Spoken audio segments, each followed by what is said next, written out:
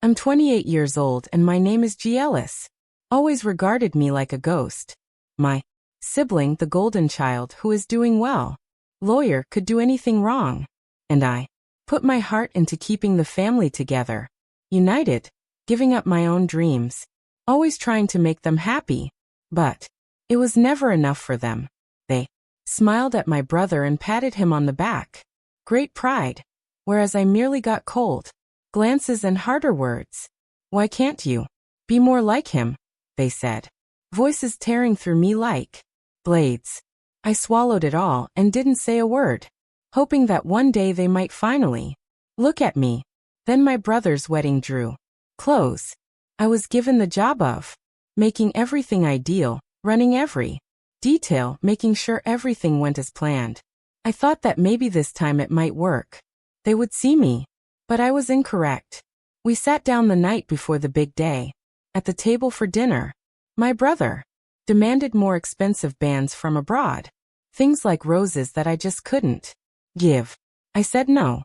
And that's when my parents lost it. Their words hit like a hit I never saw coming. The best. You are the best gift for your brother's wedding. Disappearing from this family for good.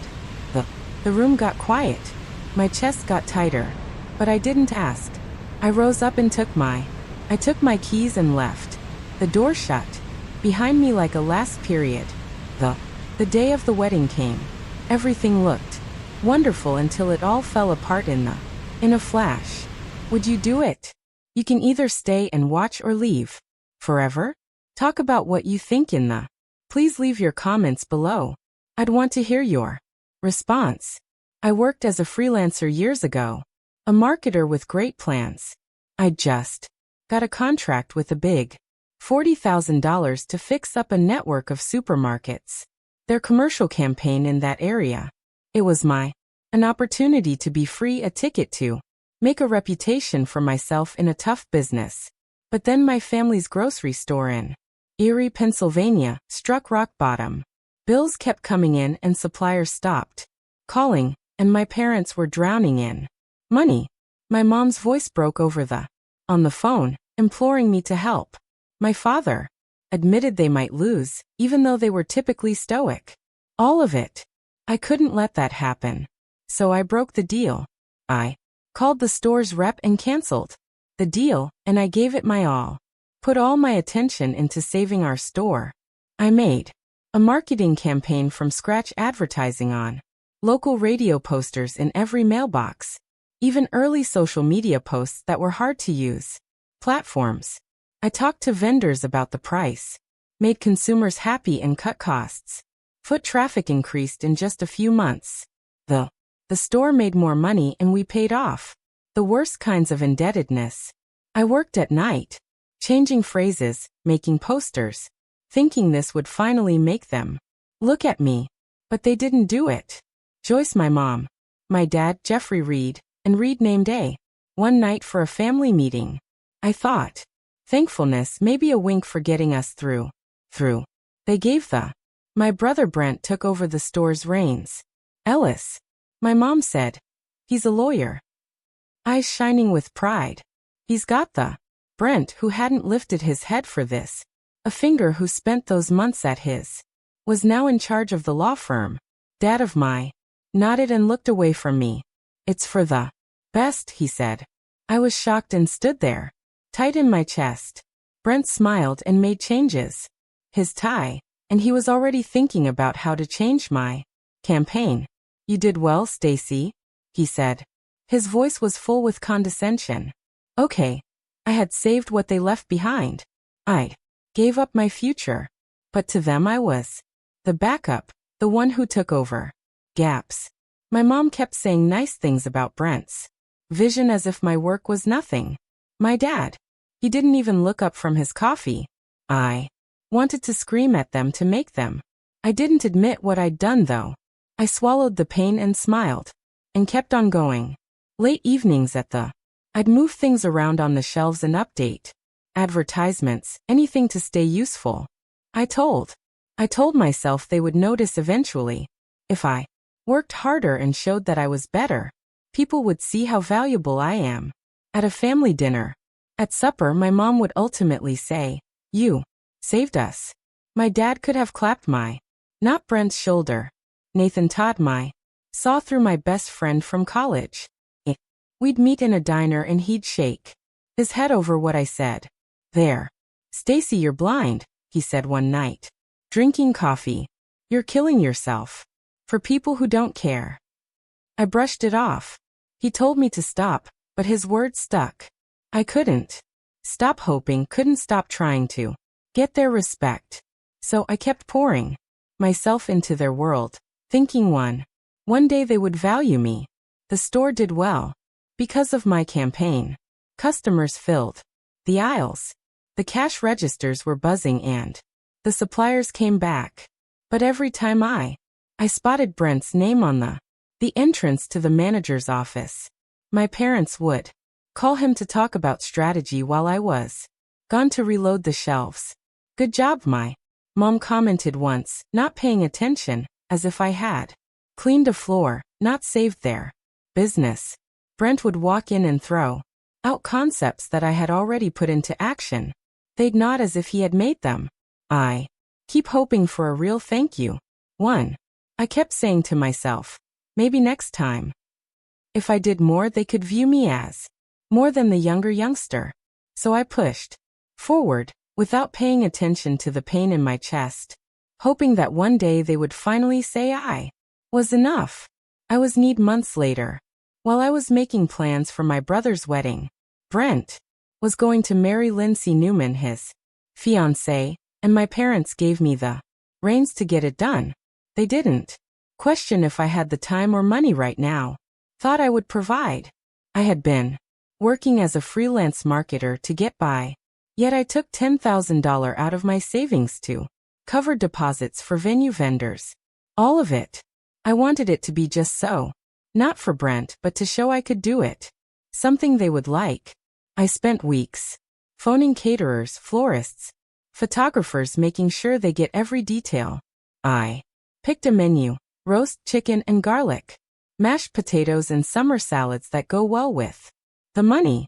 I met with suppliers in Erie, bargaining to keep costs low, verifying contracts twice to be sure. Errors. But Brent had other plans. Not just wanted a wedding. He desired a show. Get a string quartet from. He wanted Pittsburgh for breakfast. One morning, while scrolling through his cell phone, and those rare orchids from Lindsay spotted them in a magazine. I told them the budget was tight, and that I had already saved. Stretched too thin. He rolled his eyes. "Stacy, you always take the easy way out. Get it done."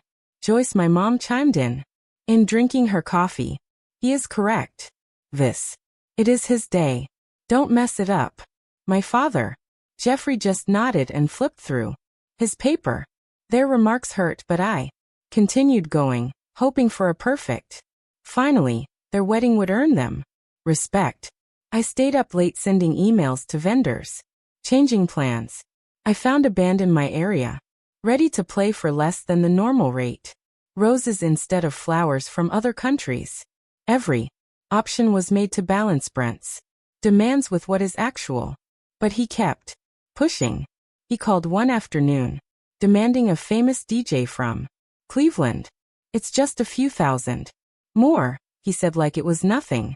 I told him I was paying for half of the marrying myself. "Figure it out," he said. Snapped and hung up. Joyce heard and she shook her head. "Why can't you just do what he wants?" she said. Jeffrey looked up and said, "Don't ruin this for him." I felt like my efforts were ignored. My work was undetectable. I had spent hours working together and giving up my own projects to make their ideas come true. But they critiqued every step. Joyce pointed out a problem at a family lunch. Mistake in the draft of the invitation I had shown. "Careless," she murmured, throwing it away. Brent smirked and said, "Typical." "Hey, Stacy." I wanted to snap back and say them how much I was hauling, but I bit my tongue. I continued changing the seating chart, confirming deliveries, and hoping they'd see the work behind it. Nathan said. Saw how much it was costing. We met one night at a coffee cafe in Erie, and I talked about how Brent never stops. Desires. He wants an ice sculpture made just for him. Now I said tired. Nathan leaned forward and spoke firmly. Stacy, you're going out of your way for people that don't care about you. Stand. I shrugged and stirred my coffee. Coffee. If I can do this, maybe. Finally, they'll notice me. He shook his head, not convinced. They won't. You're worth more than their approbation, but I couldn't stop. I continued contacting the location every day to make sure the linens were great. I bought the cake and even paid an extra payment to make sure you have a backup generator just in case my savings become smaller, but I persuaded myself it was worth. If I could give Brent's perfect, Joyce could smile at me today for once. Jeffrey might say something. Don't ruin it was the only thing I said. I put everything into the wedding thinking it was my time to shine. Brent's demands kept becoming more and higher. At one time, he sent me a link to a high-end catering service, demanding caviar appetizers. I called him and told him it would blow the budget. You're making me look bad, he stated in a chilly voice. Joyce heard when I went to the house, and she just do what he asked, Stacy, she said with a sigh. Jeffrey nodded and said, it's not that hard. Looked up from his TV. Their dismissal. Burnt, but I kept working and making changes. Plans, expecting the wedding would make things better. How people thought of me. The night before I sat at our family's dining table before the wedding. Table in Erie, where the air was thick with. There was a lot of anxiety. My mom had made her normal roast, but no one was eating. Brent. He sat back in his chair and scrolled through his phone while his fiancée, Lindsay, picked at her food. My dad. He took a sip of his wine and scarcely looked up. I'd spent months getting ready for Brent's wedding, putting $10,000 of my savings into it. But tonight was different, like a storm was coming. I got ready and hoped for. Brent broke the silence with a calm evening. Stacy, we need to upgrade the silence, he said. Add to the menu. Without looking up. That old champagne and lobster tails. From Napa Valley. Oh, and get that photographer from Pittsburgh, the one who shot the governor's gala. I stared.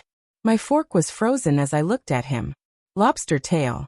$500 a bottle of champagne. A photographer who charges $3,000 a day. I'd already used up all my savings to the limit that pays for half of the wedding.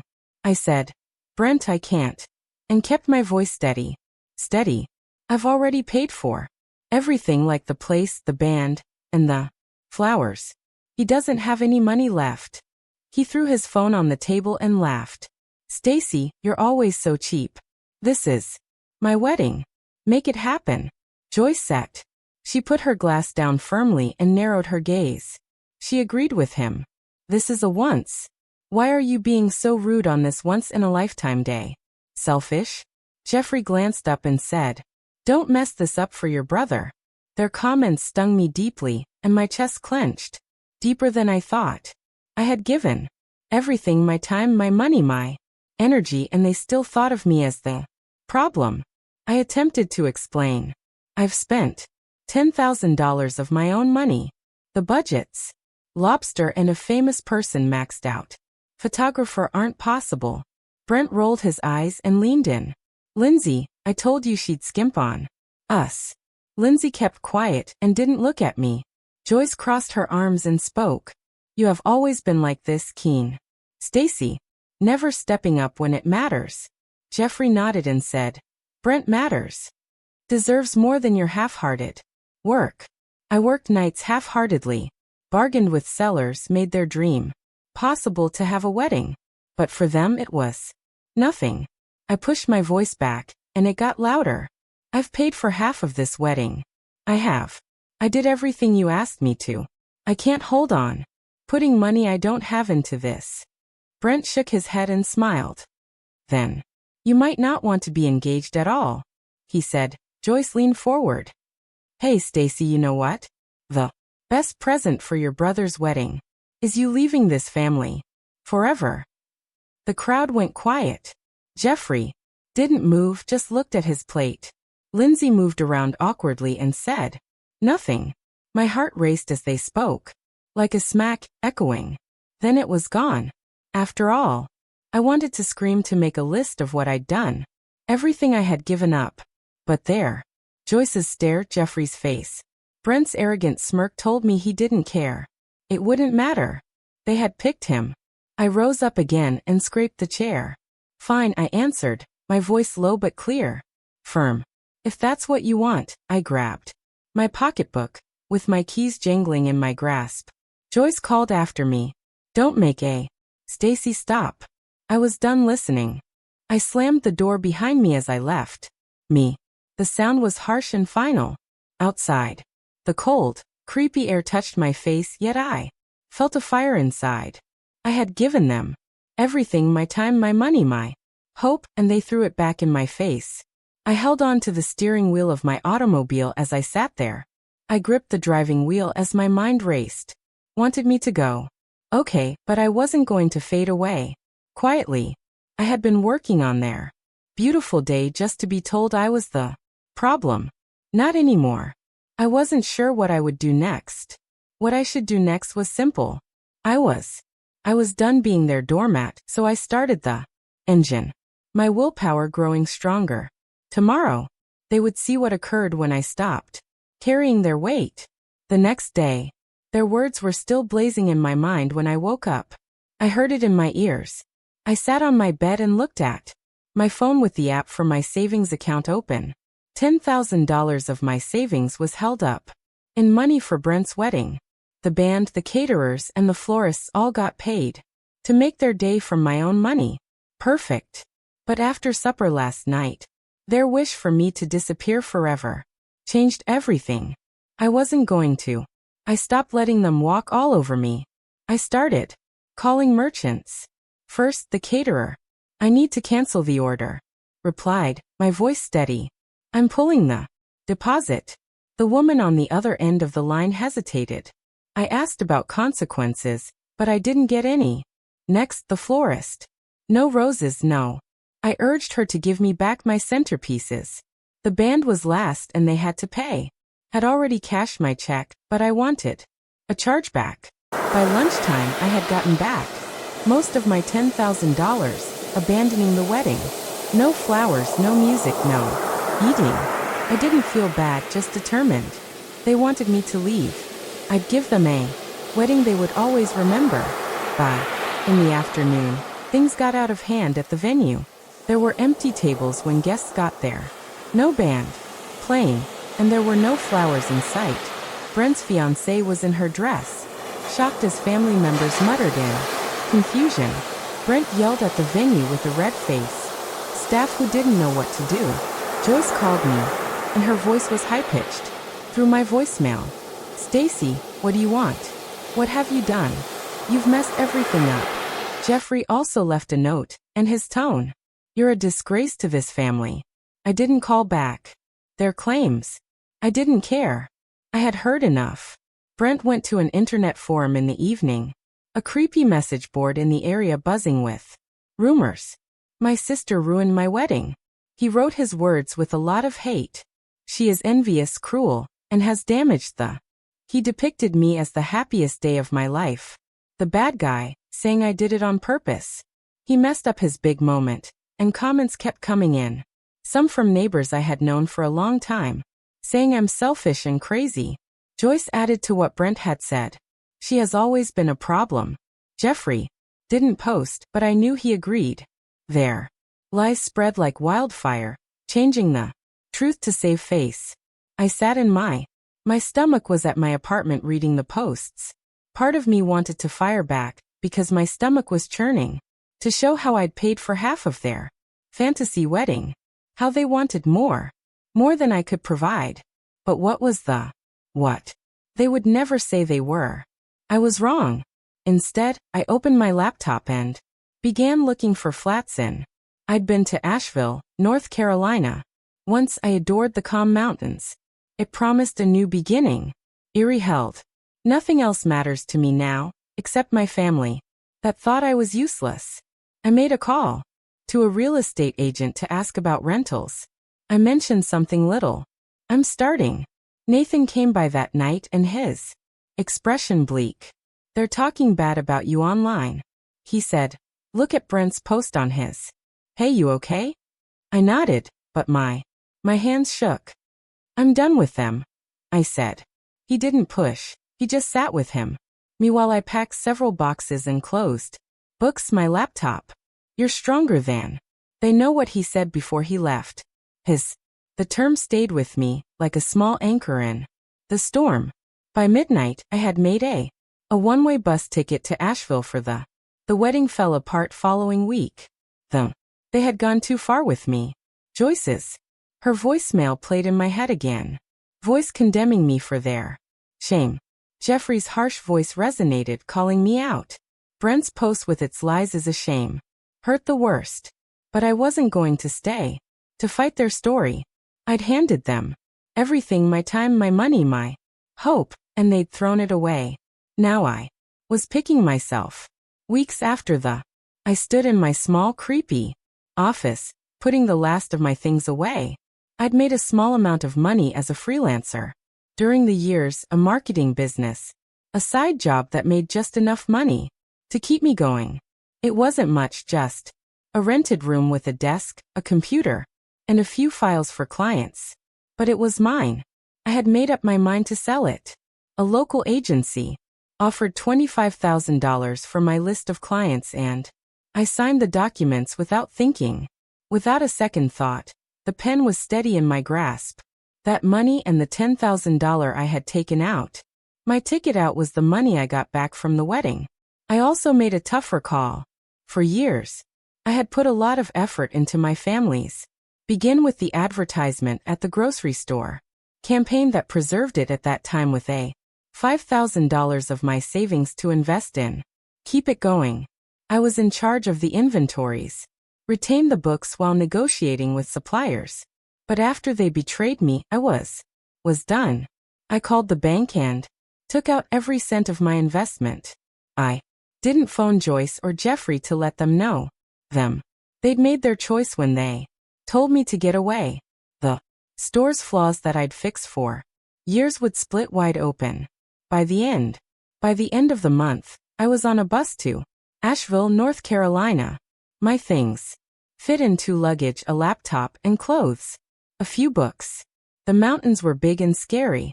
Their silent promise was outside the window, dragging me ahead. I had hired a little flat in the city. Just a 1-bedroom with a view of the Blue Ridge Peaks. The first. I sat on the bare floor at night and ate takeout, feeling better than I had in. Erie was behind me for years. Joyce, Jeffrey, Brent, and their poison too. The family store didn't stay open for long after. Nathan texted me updates after I departed. Messages harsh. Suppliers halted. Stopped delivering when payment stopped.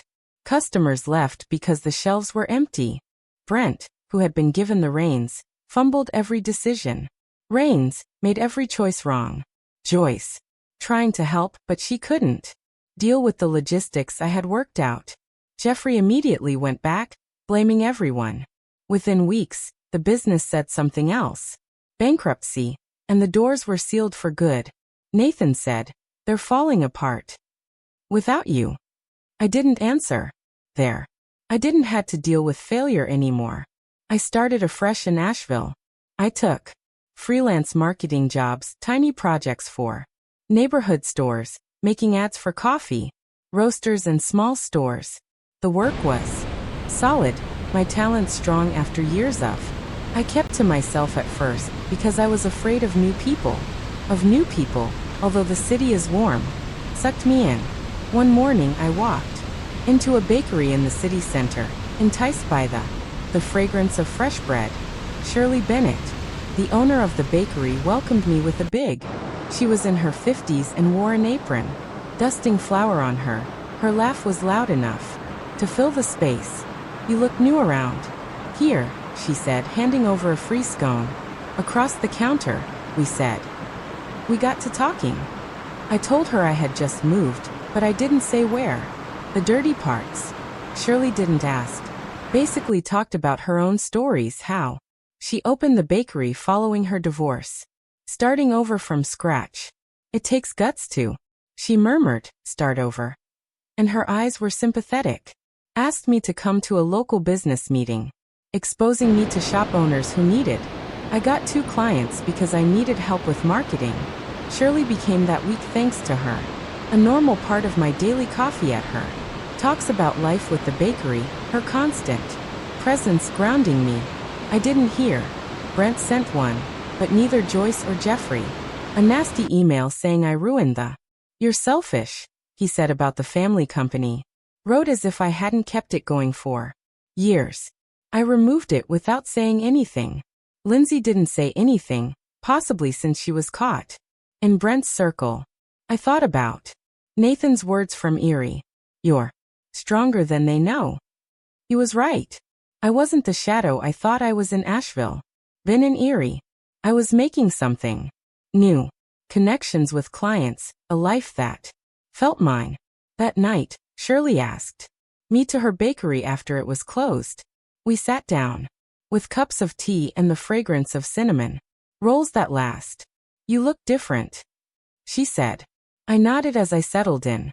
I realized I hadn't thought about Erie in a while. In days. I felt for the first time. Unburdened, as if I could breathe without taking their hopes with them.